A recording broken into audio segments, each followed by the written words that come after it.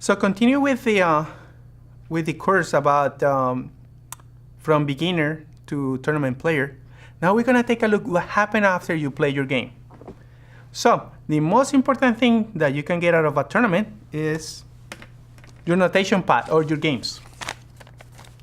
So if you go to a tournament and just spend $500 over the weekend to play 5 games, that means that every game is worth $100. So the first thing that you need to be sure is that you keep your notation pad of your games.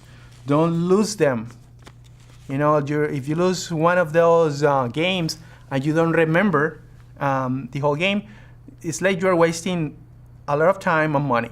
So be sure that you keep your games. I know that in the tournament they give you this little piece of paper so you can take notation, but it's better if you take to the tournament a notation pad for 50, 100 games, that you can get all your games on a single safe place. So what is the first thing that we need to do? Well, after you finish your game, even if you win or you lose, ask your opponent to review the game with you at the Skittles room. Why is that important? Well, it's important that even if we win, we want to know what was going on, and it's really good and helpful to have a perspective, your opponent's perspective, what he was thinking, what was his interpretation of the position, what ideas were available at some point. So it's always good to go over the game with your opponent. And the first step is acknowledge your opponent. If you win the game, say good game. If your opponent beat you, again, say good game, you played a really good game. And do you mind if we go over the game? If your opponent agreed to go over the game with you, it's very important that you try to follow the 50-50 rule. I mean that 50% you talk, 50% of the time you listen. Sometimes when you beat somebody, you feel like you are the only entitled or compelled to talk, and that's not the case. Sometimes we win a game when we are worse because our opponent make an oversight. So just to be sure that when you are analyzing a game, you let your opponent talk and don't dismiss his or her ideas. If they say something like, I think that at this point of the game, my knight was superior to your bishop. Don't start arguing. Just make a mental note. Ask her what was the reason. She will say, well, all your pawns are on light squares. And you cannot challenge my knight. Something like this.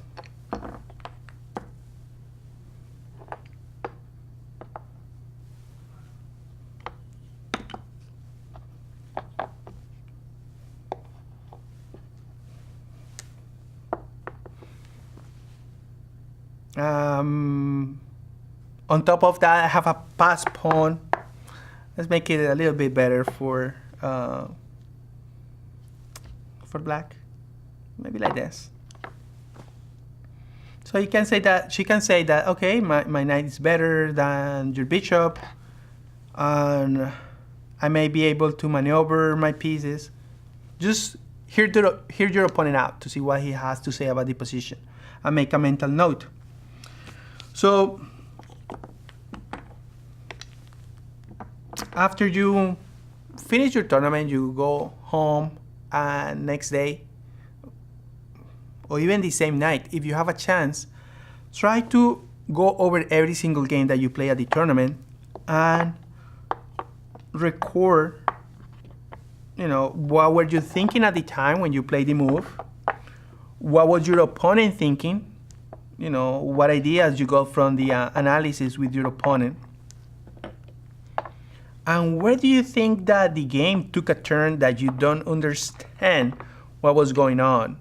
Like when we're playing chess, we reach those points, those positions where we don't really know what to do. Do we need to trade queens? Do we need to keep queens on the board? Do I need to trade my knight for a bishop? So record all those moments as soon as you can, because the longer you wait, it's going to be more difficult for you to remember. And do that without the help of a computer. These days you can buy very good chess program for maybe under $70, and you can run it on any computer. But before you run your game with the computer engine, analyze the game on your own, ask questions, and next try to find a high-rated opponent, a friend at the chess club, or a coach, to go over the game with you and ask him questions and his opinion. And only after you finish this process, you use your computer to analyze your game. Don't do the other way around. Why? Because in some positions, the computer can calculate a lot more than what we humans can do. And then you may have the impression that you miss a lot of opportunities, when actually it was very difficult even for strong players to see those opportunities. So you can get the wrong impression. A human coach or a high-rated player can give you a more human perspective about what will happen in the game, and that's going to be more helpful for you in the long run. So with that, we finished this section from beginner to tournament player. Stay tuned for the next segment. Thank you.